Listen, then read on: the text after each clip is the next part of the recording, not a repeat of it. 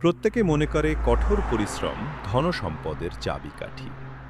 কিন্তু এখানে সত্যিটা আছে যা কেউ বলে না। অধিকাংশ মানুষ কঠোর পরিশ্রম করে টাকা উপার্জন করার জন্য, তাদের সময় নগদ অর্থের সাথে বিনিময় করে। কিন্তু সিস্টেম এমনভাবে তৈরি, ধনীরা টাকা উপার্জন করে না, তারা টাকা প্রবাহিত করে।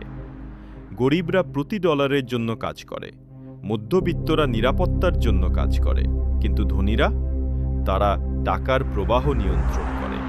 হাতও না ঘামিয়েই টাকাকে আরও টাকা বানাতে পারে। এটি এমন একটি লুকানো সত্য যা বেশিরভাগ মানুষ জানে না।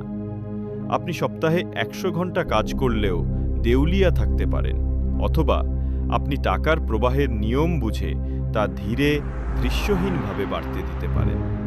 ধনী হতে চান? তাহলে শ্রমিকের মতো চিন্তা করা বন্ধ করো, সময়কে টাকার সাথে বিনিময় করা বন্ধ করো, সিস্টেমের মতো চিন্তা করা শুরু করো। প্রবাহ শিখো, কঠোর পরিশ্রম নয়।